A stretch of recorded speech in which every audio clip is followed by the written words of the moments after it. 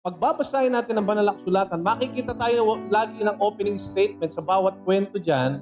Napansin niyo ba yung word na suddenly? No? Suddenly. Familiar po ba kayo doon sa word na suddenly?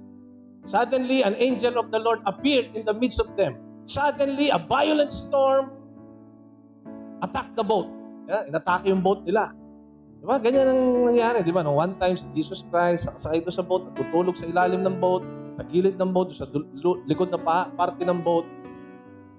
Habang sila ay naglalayag, ano sabi ng scripture? Suddenly, a storm.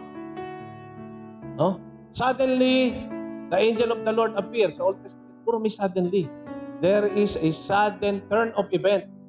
Ganyan po yung ating mga plano. No? Paminsan magpaplano tayo and then suddenly, something went wrong.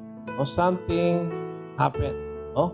Kaya ngayon, when we make our plans, ang advice po rito, in conclusion, summary, alam niyo po ano? Include God. Make room for God in your planning.